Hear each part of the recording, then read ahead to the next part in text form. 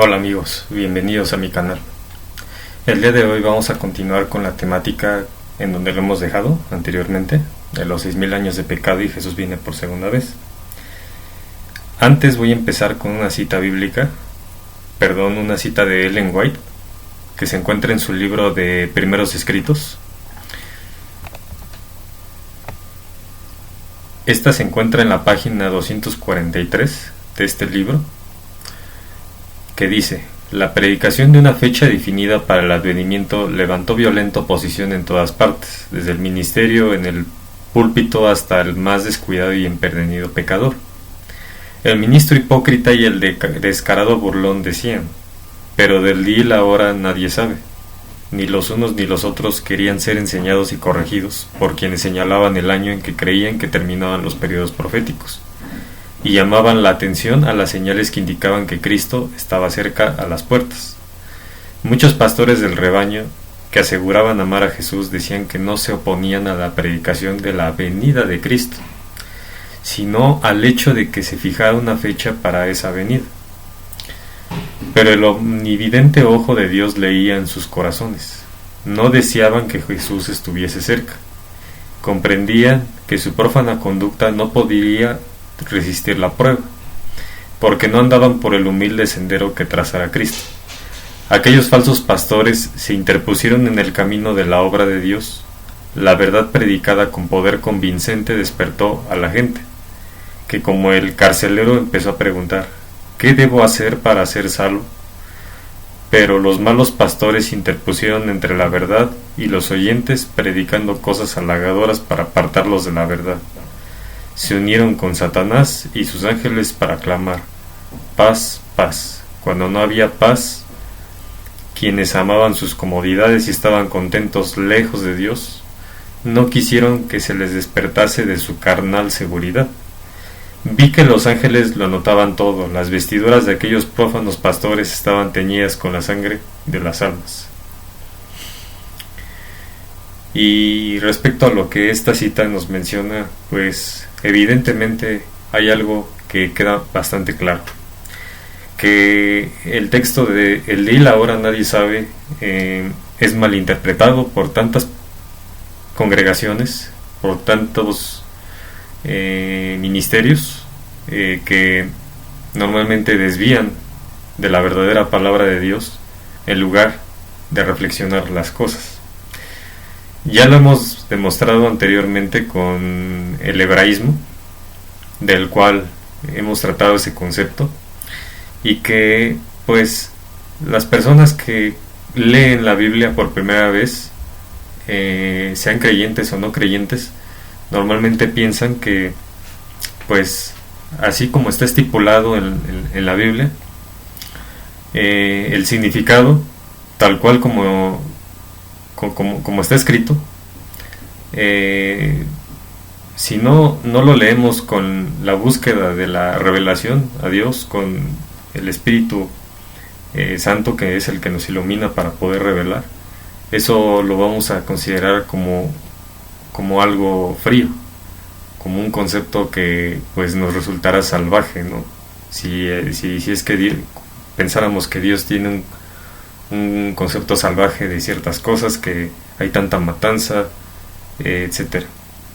Bueno, pues eso lo podemos entender así si lo leemos bajo nuestro propio razonamiento, cuando la leemos por primera vez y no nos damos cuenta de las relaciones que hay entre un texto con el otro, tanto del Nuevo como del Antiguo. Por tanto, aquí nunca mencionó Dios que del día y la hora nunca se podrá saber.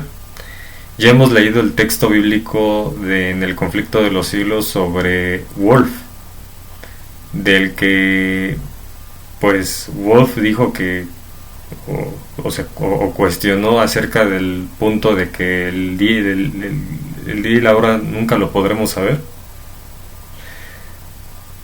pero sí podremos saber una proximidad de los tiempos. Recordemos que todo ese tipo de sazones y tiempos que menciona el libro de Hechos, acerca de que nosotros no podemos saber eso es realmente así, porque Nosotros no podemos saber en qué momento van a caer las plagas, en qué momento viene el derramamiento del Espíritu Santo, etcétera. Esas cosas nosotros nunca las podemos saber.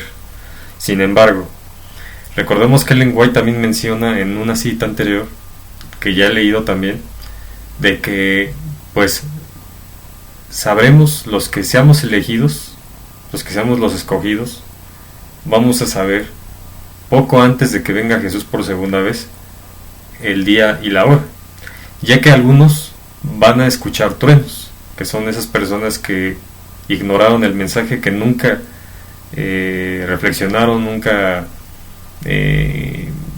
conocieron a Dios, la palabra en general, y esas personas pues no van a saberlo, ¿sí? Van a escuchar truenos, todos los impios, todas esas personas que pues en general han hecho maldades a través del mundo.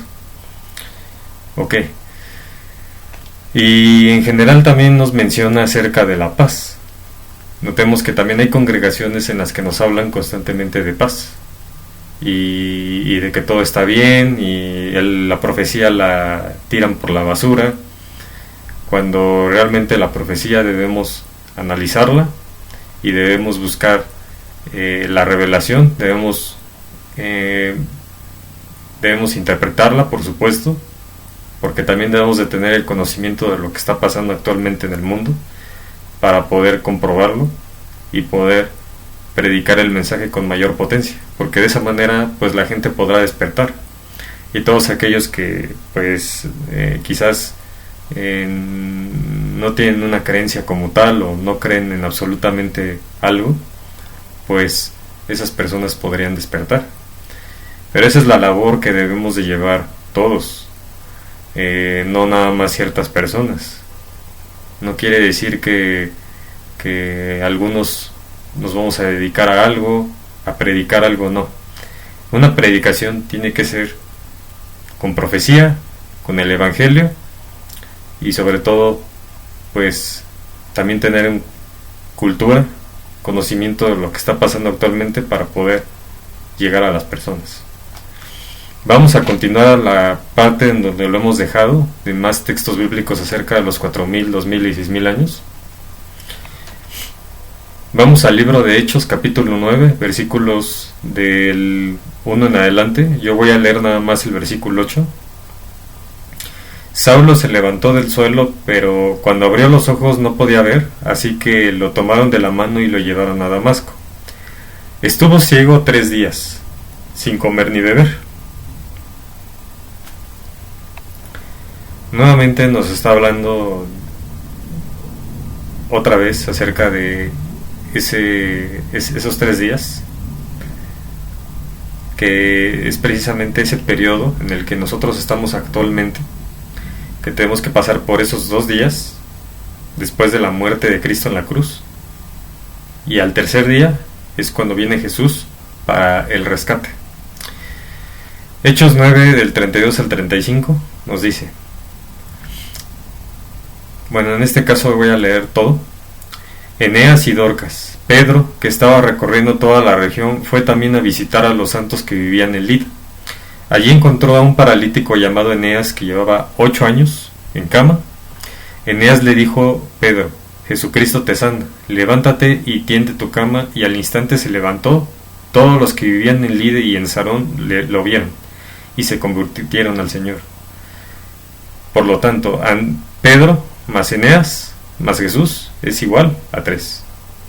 Recordemos que Jesús está vivo y se toma en cuenta en las sanaciones que realizan sus discípulos porque invocan su nombre. Recordemos que después de que Jesús resucitó, se fue al cielo, Él está intercediendo en el lugar santísimo actualmente, después del año 1844, una vez comenzando ese año. Está intercediendo por nosotros en ese lugar santísimo. Y también sabemos que cuando nosotros oramos a Dios, cada vez que terminamos una oración, normalmente decimos en el nombre de Jesús. Por tanto, en todo lo que hacemos, ya sea oraciones, o los regalos que Dios nos haya dado, como también algunos otros le llaman dones, o los dones del Espíritu Santo. Normalmente nosotros cuando oramos siempre decimos en el nombre de Jesús. Así normalmente cuando alguien hace una oración para sanar a alguien, precisamente, también menciona el nombre de Jesús, que toda esa obra la va a hacer Jesús, a fin de cuentas, a través de nosotros, pero la va a hacer Él. Recordemos que Jesús está vivo y se toma en cuenta en las sanaciones que realizan sus discípulos, porque invocan su nombre. Por tanto, nuevamente el 3 relacionado con el tercer milenio, y viene Jesús por segunda vez. Hechos 9 del 36 al 43. Había en Jope una discípula llamada Tabita, que traducido es Dorcas. Esta se esmeraba en hacer buenas obras y en ayudar a los pobres. Sucedió que en esos días cayó enferma y murió. Pusieron el cadáver, después de lavarlo, en un cuarto de la planta alta. Y como Lida estaba cerca de Jope, los discípulos, al enterarse de que Pedro se encontraba en Lida, enviaron a 2 hombres a rogarle: por favor, venga usted a Jope enseguida. Sin demora, Pedro se fue con ellos, y cuando llegó, lo llevaron al cuarto de arriba. Todas las viudas se presentaron llorando y mostrándole las túnicas y otros vestidos que Dorcas había hecho cuando aún estaba con ellas. Pedro hizo que todos salieran del cuarto, luego se puso de rodillas y oró, y volviéndose hacia la muerta dijo: Tabita, levántate. Ella abrió los ojos y al ver a Pedro se incorporó. Él, tomándola de la mano, la levantó. Luego llamó a los creyentes y a las viudas, a quienes la presentó viva. La noticia se difundió por todo Jope y muchos creyeron en el Señor. Pedro se quedó en Jope un buen tiempo en casa de un tal Simón, que era curtidor. Por lo tanto, Pedro más los 2 hombres, más Tabita, más Simón, más Jesús, es igual a 6. 6,000 años de pecado, y viene Jesús por segunda vez. Notemos que este acto, de una manera muy curiosa, menciona a Pedro que deja que se salgan todos del cuarto para que él haga esa oración a ella, claro, pidiendo en el nombre de Jesús. En este caso ya serían 3 personas las que estuvieron interviniendo en esa sanación, y más las personas que estuvieron aquí, que sacó Pedro. Bueno, no las sacó, más bien les dijo que salieran, y con eso nuevamente nos está mencionando pues la segunda venida de Jesús. Hechos 10 del 1 en adelante.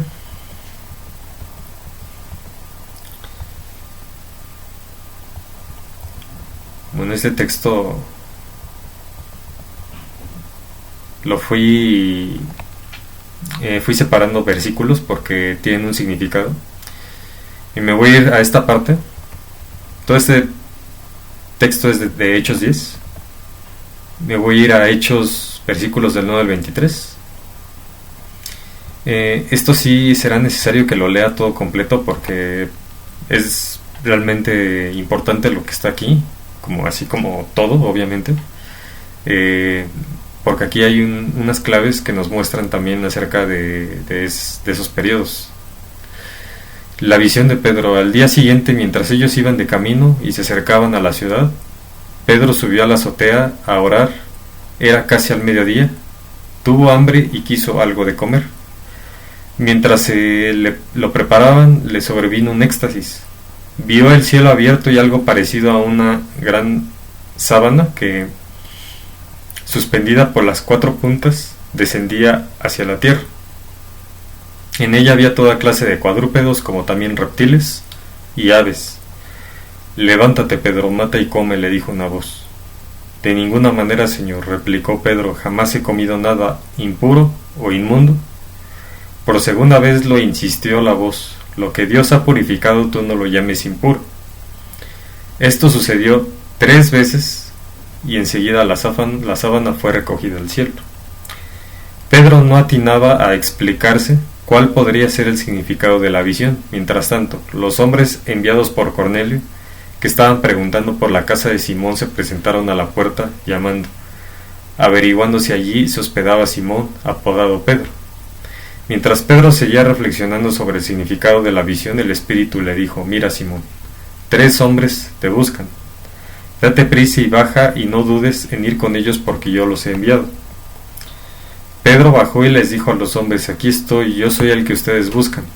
¿Qué asunto los ha traído por acá? Ellos le contestaron: venimos de parte del centurión Cornelio, un hombre justo y temeroso de Dios, respetado por todo el pueblo judío. Un ángel de Dios le dio instrucciones de invitarlo a usted a su casa para escuchar lo que usted tiene que decirle. Entonces Pedro los invitó a pasar y los hospedó. Pedro en casa de Cornelio. Al día siguiente, Pedro se fue con ellos acompañado de algunos creyentes de Jope. Ahora leemos Hechos 10 del 30 al 40. Hace 4 días a esta misma hora, a las 3 de la tarde, estaba yo en casa orando. De repente apareció delante de mí un hombre vestido con ropa brillante y me dijo: Cornelio, Dios ha oído tu oración y se ha acordado de tus obras de beneficencia. Por lo tanto, envía a alguien a Jope para hacer venir a Simón, apodado Pedro, que se hospeda en casa de Simón el curtidor junto al mar. Así que inmediatamente mandé a llamarte y has tenido la bondad de venir. Ahora estamos todos aquí en la presencia de Dios para escuchar todo lo que el Señor te ha encomendado que nos digas. Pedro tomó la palabra y dijo: ahora comprendo que en realidad para Dios no hay favoritismos, sino que en toda nación Él ve con agrado a los que le temen y actúan con justicia. Dios envió su mensaje al pueblo de Israel anunciando las buenas nuevas de la paz por medio de Jesucristo, que es el Señor de todos. Ustedes conocen este mensaje que se difundió por toda Judea, comenzando desde Galilea. Después del bautismo que predicó Juan, me refiero a Jesús de Nazaret como lo ungió Dios con el Espíritu Santo y con poder, y como anduvo haciendo el bien y sanando a todos los que estaban oprimidos por el diablo. Porque Dios estaba con él. Nosotros somos testigos de todo lo que hizo en la tierra, de los judíos y en Jerusalén. Lo mataron colgándolo de un madero, pero Dios lo resucitó al tercer día y dispuso que se apareciera. Ahora, haciendo el análisis, se menciona a las personas involucradas: Cornelio, más los 2 criados, más el soldado devoto, más Pedro, más el ángel, más el Espíritu de Dios. Nos da un total de 7 personas que intervienen en eso. Y notemos esa visión que tuvo Pedro acerca, en esa visión de cómo vio el cielo, y lo que vio Cornelio sobre ese hombre vestido de blanco, precisamente. Y pues todo esto es nada más y menos que otra más de las simbologías que normalmente Dios nos habla a través de toda la palabra, para seguir haciendo mención de que su venida ya está contemplada en su tiempo. 3 veces la voz de Dios hace referencia a lo impío que subirá al cielo al inicio del 7º milenio o año 6000. Aquí me equivoqué. Olvidé poner no subirá al cielo. A lo impío que no subirá al cielo al inicio del año 6000, precisamente. Si vamos al texto,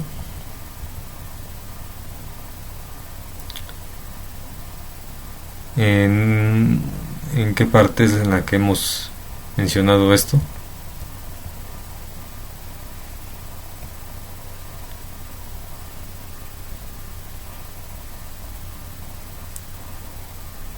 Bueno, es conveniente que cada quien lea el texto completo, porque aquí ya no lo tengo remarcado en rojo para poderlo encontrar más rápido, pero bueno, ustedes pueden buscarlo en su Biblia. Recordemos que la impiedad no puede permanecer en ese año. Realmente nosotros tenemos que permanecer con un carácter como el que Dios nos ha nos está pidiendo a través de toda la Biblia que debemos de tener. Y si no mostramos esa imagen, pues eso precisamente va a depender mucho de esa imagen de si vamos a ser salvos o no lo vamos a hacer. Por lo cual debemos de luchar para eso. Debemos cambiar nuestro carácter, como ya lo he dicho anteriormente, y realmente pues no debemos buscar pretextos, ¿no? para no cumplir. Simplemente sabemos que si esto ya lo hemos revisado, lo hemos analizado, debemos ser conscientes que si estamos pisando ya ese camino y cambiamos, sabemos que nos podemos caer. Nos podemos caer y pues para levantarnos pues igual va a ser muy complicado, porque ya después de tanto tiempo que hemos estado siguiendo el camino y hemos caído, y hay personas a las que pues deciden ya dejar de creer, pierden esa fe y terminan pues desviándose. Ahora vamos a Hechos 17, versículos del 1 al 9.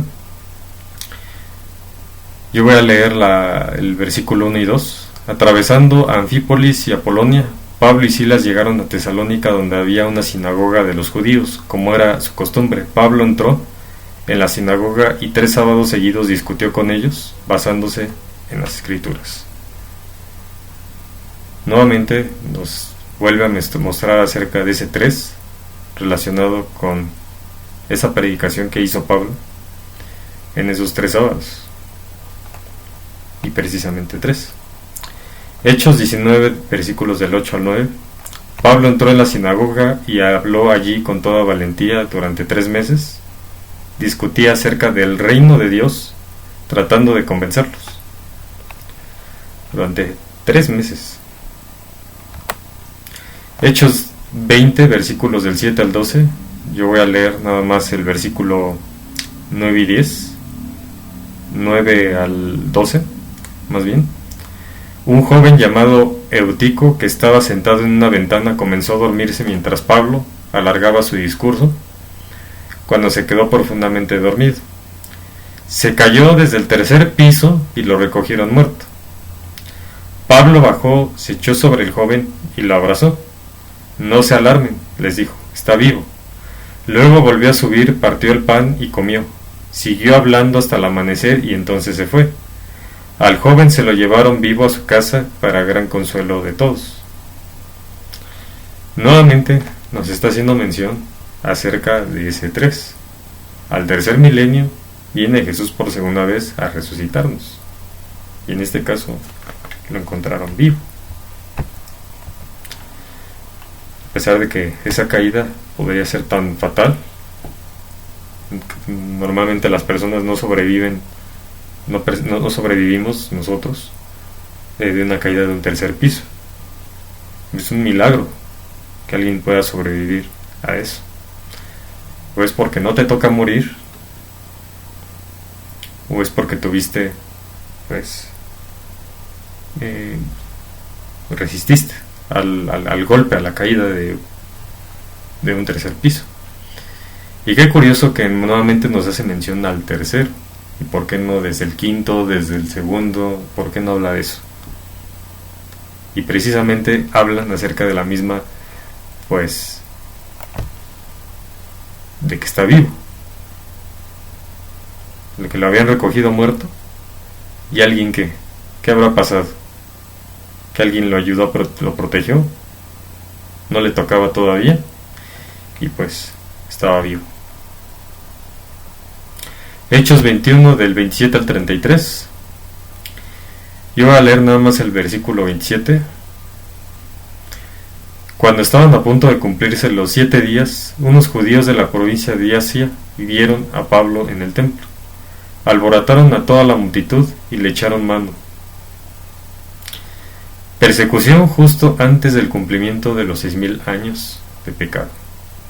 Nuevamente nos hace referencia a ese 7, justo antes de ese séptimo milenio. Hechos 27 del 19 al 26.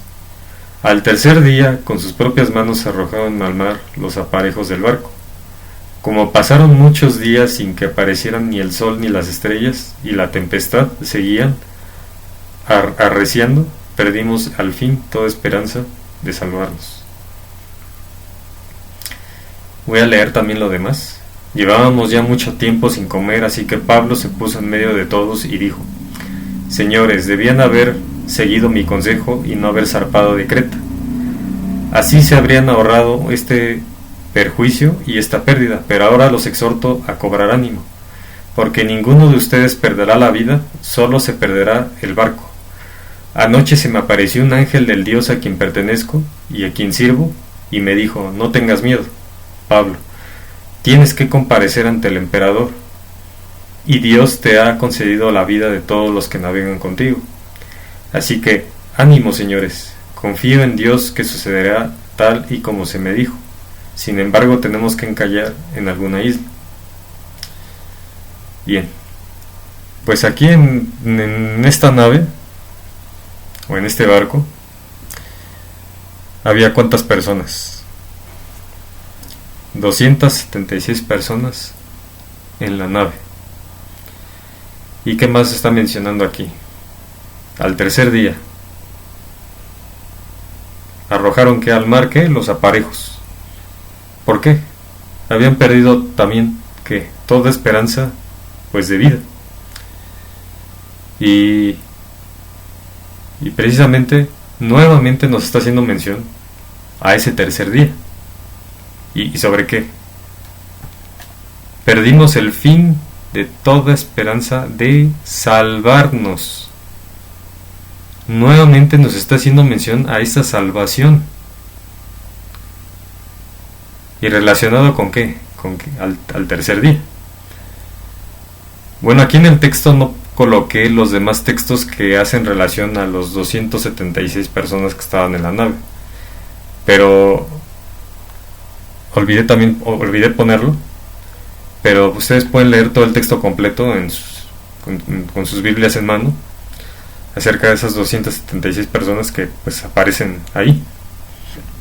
Y si hacemos la cuenta de esas 276 personas en la nave, 2 más 7 más 6 es igual a 15. Y si reducimos ese número, 1 más 5 es igual a 6. ¿A qué nos está haciendo referencia aquí? Nuevamente al cumplimiento de esos 6000 años. Porque recordemos que ya justo antes de que venga Jesús por segunda vez, muchas personas van a perder toda esperanza de vida. ¿Por qué? Porque las cosas van a apretar cada vez más fuerte. Va a haber muchos padecimientos de hambre, van a caer las plagas, mucha gente va a perder esa esperanza de vida. Justo antes de que venga Jesús, cumpliéndose, ¿qué? Esos 6000 años. Vamos a Hechos 28 del 7 al 9. Cerca de allí había una finca que pertenecía a Publio, el funcionario principal de la isla. Este nos recibió en su casa con amabilidad y nos hospedó durante 3 días. El padre de Publio estaba en cama enfermo con fiebre y disentería. Pablo entró a verlo y después de orar le impuso las manos y lo sanó. Como consecuencia de esto, los demás enfermos de la isla también acudían y eran sanados. Otra vez nos vuelve a mencionar acerca de esos 3 días y precisamente en relación también con la sanación, cuando Pablo entró a verlo y lo sanó. Para no quedarnos con la duda del texto anterior, porque a mí no me gusta dejar a la gente con dudas, sin embargo yo sé que va a haber personas con dudas aún acerca de todas estas predicaciones que estoy haciendo, vamos al libro de Hechos y vamos a confirmar eso que estaba mencionando de esas 276, que no sé por qué no lo puse ahí, no sé qué pasó. Pero bueno, las cosas tenemos que comprobarlas, como así ustedes pueden leerlos en su casa. Bueno,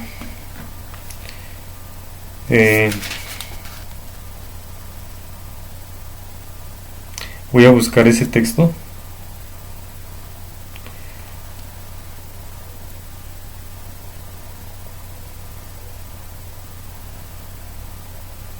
Quizás algunos ya lo encontraron.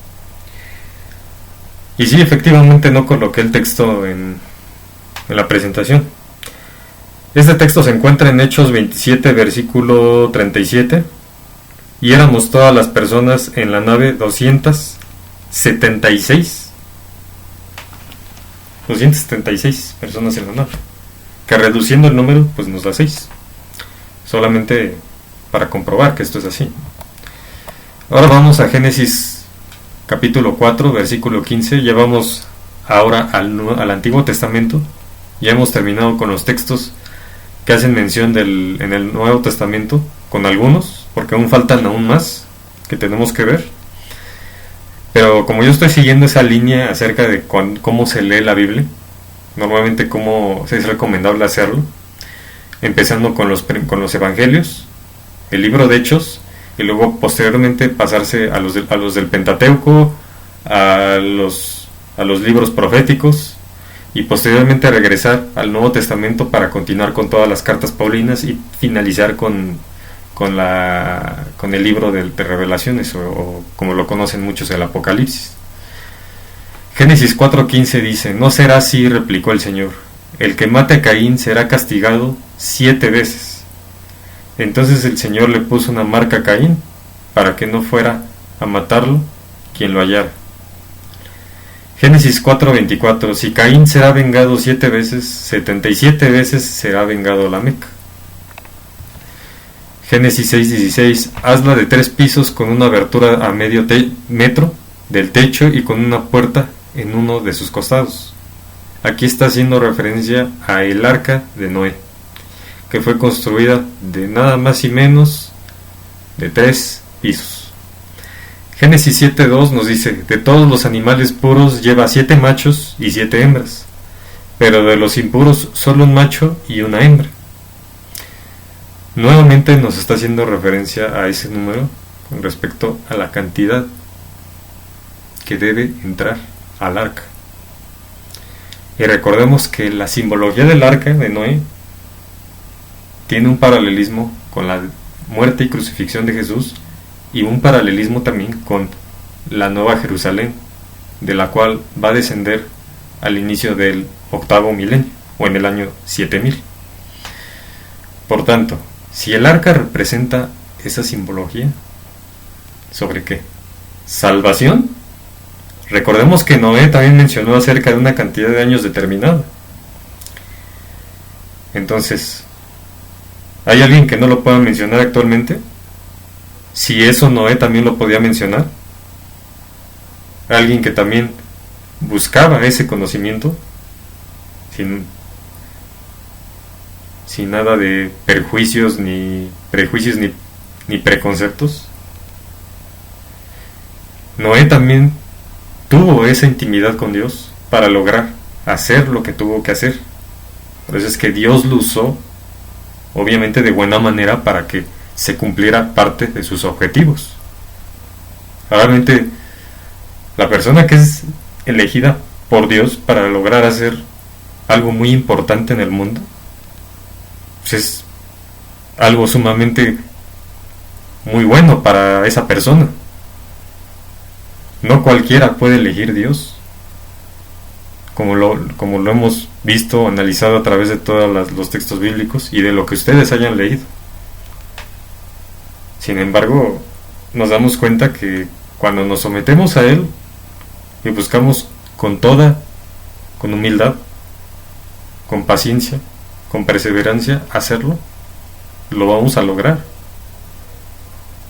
Recordemos que todo lo podemos lograr, siempre y cuando seamos persistentes en la búsqueda, seamos sinceros, seamos humildes, y vamos a tener un lugar que Él de lo que nosotros no somos dignos, por supuesto, pero de lo que Él nos va a dar ese tesoro. Génesis 7, versículo 4, porque dentro de 7 días haré que llueva sobre la tierra durante 40 días y 40 noches, y así borraré de la faz de la tierra todo ser viviente que hice. Este texto lo remarqué precisamente porque recordemos el texto donde Jesús precisamente estuvo sobre esas tentaciones, estuvo expuesto a tentaciones durante 40 días. Algo parecido a esto. Génesis 7, versículo 10. Al cabo de los 7 días las aguas del diluvio comenzaron a caer sobre la tierra. Recordemos que también esas plagas representan un paralelismo con lo que estamos hablando aquí, sobre las aguas del diluvio, nada más que pues las plagas pues son diferentes, es otra cosa, y las aguas del diluvio pues es como un tipo de juicio para todos aquellos que no entraron a esa arca, porque había tanta maldad en ellos que por eso pues ellos no podían entrar, porque no estaban preparados. Porque si Dios no cortaba en ese momento las cosas, pues ¿qué pasaba? Pues las personas iban a seguir con más impiedad, iban a seguir cometiendo aún constantemente esos pecados si no cortaba esa línea. Pero no es porque Dios sea un Dios salvaje, ni mucho menos eso, sino porque todo esto tiene una explicación y que se puede entender si nosotros leemos todo lo que hay más adelante. Y por supuesto hay cosas que nosotros en este momento no podemos conocer. Hay cosas que están pasando en el mundo y que para nosotros es injusto lo que está sucediendo, pero eso no quiere decir que tenga una explicación pues lógica, que no la tenga, porque Dios hace las cosas por algo. Deja que ciertas cosas pasen, deja que otras cosas sean una prueba para nosotros, y también hay cosas pues que no son explicables para nuestra mente. Génesis 7, versículo 24, y la tierra quedó inmunda 150 días. Génesis 8:3, poco a poco las aguas se fueron retirando de la tierra. Al cabo de 150 días las aguas habían disminuido. Si hacemos el análisis, 1 más 5 más 0 es igual a 6, representación simbólica de la segunda venida de Jesús. La tierra quedó inundada 150 días y poco a poco se fueron retirando al cabo de 150 días. ¿Qué pasó? Los que estaban en el arca fueron salvos, los que no entraron al arca y que murieron por esa agua del diluvio, que se quedaron afuera, ellos murieron, y los que Dios salvó estuvieron precisamente en el arca. ¿Y qué pasó también? Que hubo alguien que predicó que un año, que quedaban cierta cantidad de tiempo, esos 120 años, para que viniera precisamente pues esas aguas del diluvio. Y no estaban preparados. Obviamente los que estaban afuera no estaban preparados. ¿Por qué? Pues por eso se quedaron afuera. Génesis 8:4, el día 17 del mes séptimo el arca se detuvo sobre las montañas de Ararat. Es muy curioso que nuevamente está haciendo referencia que al séptimo mes, pero también hay algo muy curioso aquí. Si sumamos 17 más 7, ¿qué nos da? 24. 2 más 4, si reducimos el número, 2 más 4 es igual a 6. Otra casualidad de que los números los maneje Dios así, hasta en el Antiguo Testamento. O nada más se trataba para referirse a las sanaciones que hacía Jesús en los evangelios, o las sanaciones que hacía a sus discípulos. Esos números no están ahí precisamente como adorno. Recordemos que Dios hace las cosas perfectas. mueve el mal también para que las cosas se realicen, para que haya gente que se tenga que enderezar, porque Él los ha elegido para hacer algo específico para este mundo, acerca de para la salvación de la humanidad. ¿Por qué también existe el plagio de esas organizaciones como, no lo sé, esas organizaciones como las de los jesuitas o de ciertos masones que también se dedican a ayudar a la humanidad? De cierta manera, esas organizaciones también ayudan a la humanidad, pero hay un objetivo por detrás que está moviendo eso, para que la gente crea que eso es muy bonito y que crean que ellos están haciendo el bien porque están ayudando a la gente. Pero desafortunadamente el objetivo de esa institución o de esa compañía para la cual están trabajando para ayudar a la humanidad en ciertas cosas trae un objetivo común, así como de otras organizaciones.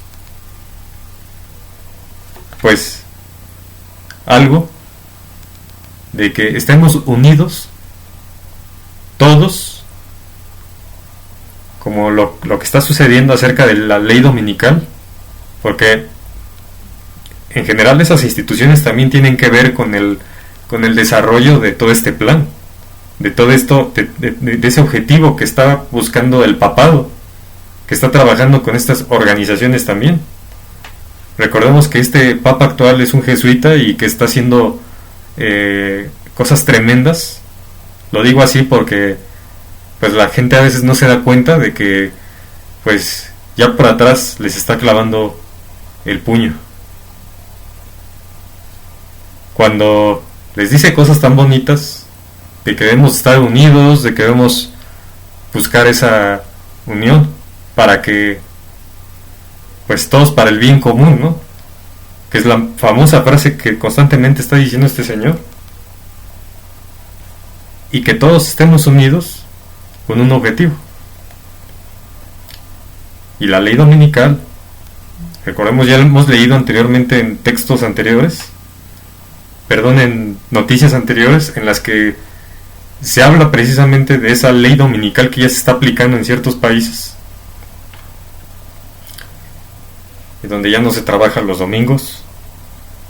Pero eso sí, como hay gente que no ha leído la Biblia, no se ha dado cuenta de eso, están cambiando el día de reposo del sábado al domingo. Una jugada maestra de estos personajes que están interviniendo para poder confundir y desviar a la humanidad. Génesis 8:12 nos dice: esperó 7 días más y volvió a soltar la paloma, pero esta vez la paloma ya no regresó. Recordemos que esto es una simbología también para saber si las criaturas y las personas que estaban en el arca ya podían descender, de que si ya había seguridad para poder salir del arca. Por tanto, cuando venga Jesús por segunda vez al 7º milenio, ya estaremos seguros. A los que nos haya elegido, ya estaremos seguros con Él. Ya no habrá más dolor, ya no habrá quien nos pueda matar, ya no habrá enfermedades, ya no habrá inseguridad como la que estamos viviendo en muchos países, en prácticamente casi todo el mundo. Entonces eso, ya estaremos seguros con Él. Génesis 18 del 22 al 23.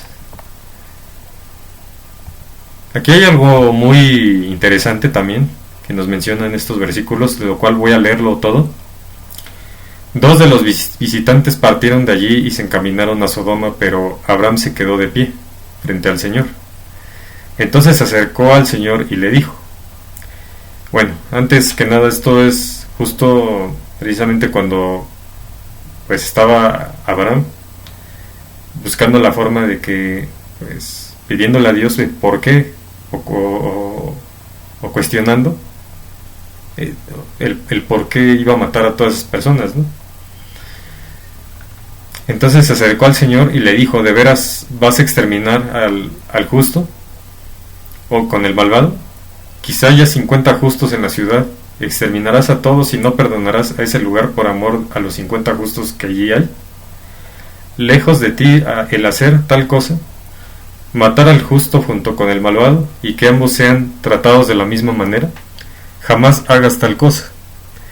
Tú que eres el juez de toda la tierra, ¿no harás la justicia? El Señor le respondió: si encuentro 50 justos en Sodoma, por ellos perdonaré a toda la ciudad. Abraham le dijo: reconozco que he sido muy atrevido al dirigirme a mi Señor, yo que apenas soy polvo y ceniza, pero tal vez falten 5 justos para completar los 50. ¿Destruirás a toda la ciudad si faltan esos 5? Si encuentro 45 justos, no la destruiré, contestó el Señor. Pero Abraham insistió: tal vez se encuentren solo 40. Por esos 40 justos no destruiré la ciudad, respondió el Señor. Abraham volvió a insistir: no se enoje mi Señor, pero permítame seguir hablando. Tal vez se encuentren solo 30. No lo haré si encuentro allí a esos 30, contestó el Señor. Abraham siguió insistiendo: sé que he sido muy atrevido en hablarle así a mi Señor, pero tal vez se encuentren solo 20, pero esos 20 no la destruiré. Y Abraham volvió a decir: no se enoje mi Señor, pero permítame hablar una vez más. Tal vez se encuentren solo 10, aún por esos 10 no la destruiré, respondió el Señor por última vez. Cuando el Señor terminó de hablar con Abraham, se fue de allí y Abraham regresó a su carpa. Ahora, analizando todo este texto, nos dice que 6 veces replica Abraham a Dios por el perdón de los justos e impios en Sodoma. 50 más 45 más 40 más 30 más 20 más 10, que son los números que menciona ahí de los que tienen o por los cuales Dios no iba a matar porque se encontraban ahí cierta cantidad de justos como esos. 50 más 45 más 40 más 30 más 20 más 10 es igual a 195. 1 más 9 más 5 es igual a 15, y reduciendo el número 1 más 5 es igual a 6. Nuevamente nos está haciendo mención acerca de esos 6.000 años. Sabemos que dentro de esos 6.000 años nosotros tenemos que ayudar a otras personas o buscar la forma de orar por ellos para que ellos reaccionen, o presentarles el mensaje, el verdadero mensaje obviamente de la palabra de Dios, y no el que está todo distorsionado, para que esas personas puedan reaccionar y buscar su salvación o ser salvas. Génesis 19 nos habla de algo también, pues, algo similar. Si leemos todo el libro de Génesis, el capítulo, de Génesis 19, vamos a encontrar que ahí también intervienen cierta cantidad de personajes.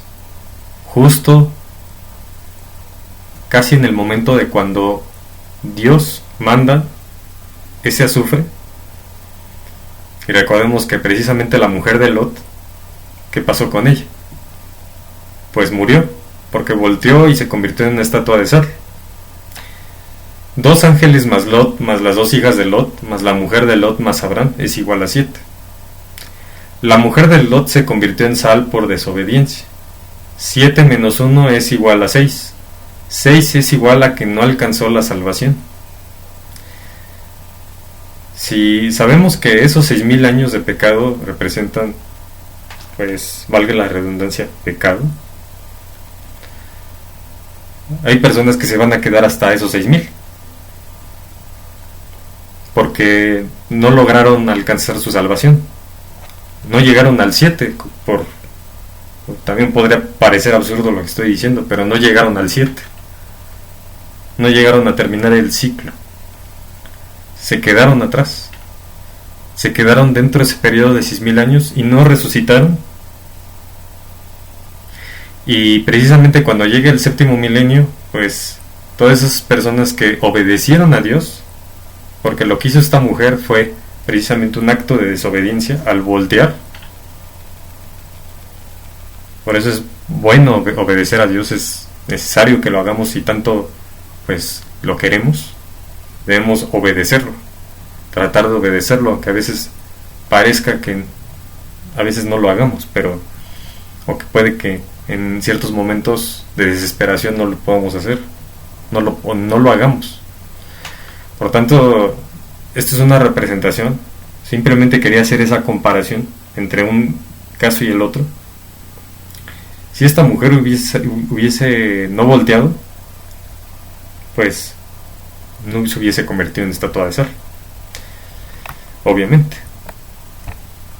Génesis 21, versículos del 28 en adelante. Yo voy a leer nada más el 28. Entonces puso Abraham 7 corderas del rebaño aparte. Génesis 22.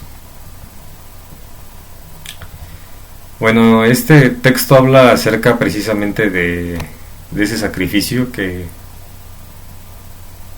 le pidió Dios a Abraham para que sacrificara a su hijo, su único hijo.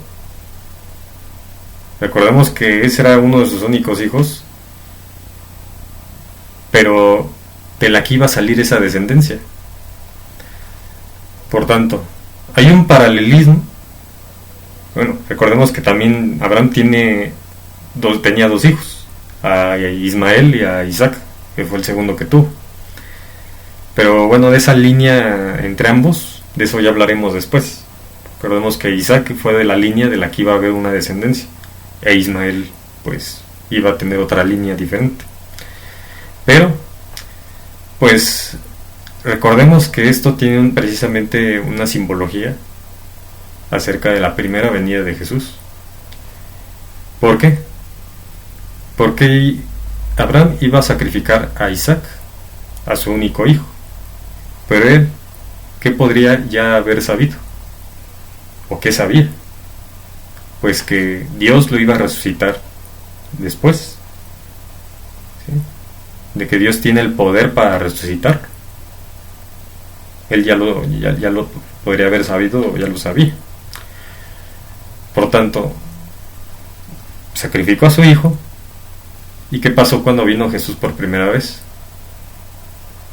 Pues precisamente fue que era el hijo unigénito. Algo que puede ser como un paralelismo entre una y otra cosa. No voy a leer todo el texto porque de por sí es bastante y no quiero alargar tanto la temática, como ya lo he dicho. Abraham más los dos siervos más Isaac es igual a 4. Representación de la primera venida de Jesús, como cuando Dios dio a su hijo unigénito. Al tercer día Abraham alzó sus ojos y vio el lugar de lejos donde ofrecía a su hijo. Abraham sabía que si ofrecía a su hijo Isaac, Dios lo resucitaría de los muertos. Si ustedes gustan pueden leer todo el capítulo completo, pero yo no lo voy a hacer aquí porque de por sí trato de resumir entre todo lo que he plasmado en toda esta temática, para que no se haga tan largo y no sea tanta lectura. Pero simplemente si ustedes lo leen, ustedes encontrarán igual pues un significado como este, que es lo que precisamente algo parecido por lo que pasó, pues Jesús se sacrificó. Bueno, pues yo lo voy a dejar hasta aquí para no alargar más. En el siguiente video vamos a seguir viendo más textos bíblicos acerca de estos mismos casos, de los 6000 años, los 4000 y de los 2000, y que pues esto nos va a seguir ayudando a poder reforzar aún más pues la verdad sobre esta temática. Y pues como lo hemos dicho en la cita de Ellen White que hemos leído al inicio, habrá personas que se burlarán de este mensaje. ¿Tú ya te crees lo de los años del fin del mundo? Por favor, estás siendo tan engañado. Esa es la forma en que ciertas personas van a hablar, y que ya hay personas que ya siguen aún hablando de eso. Pero obviamente las cosas hay que fundamentarlas, como ya he dicho anteriormente. Si no tenemos un fundamento en base, para poder basarnos en esa verdad y asegurar que eso es una verdad, pues eso, pues la gente no lo creerá, porque de por sí ya hay tantas personas que han predicado acerca de fechas y que pues ya lo hemos analizado anteriormente, como qué personas lo han hecho, y que esas fechas pues han llegado y no pasa nada. Y pues como también hay personas que se basan en ciertas cosas, pues para decir que esto ya está por terminar, pero marcan aún así fechas en específico, tanto de día, mes y año, que la verdad es que eso es pues, una mentira, ¿no? Bueno, pues yo los dejo con esta temática, espero que les haya gustado esta parte y que no les haya resultado aburrido, y que esto haya sido precisamente o les haya ayudado en su edificación, para seguir conociendo más de la palabra. Y pues sin más, les mando un abrazo y nos vemos en el siguiente video.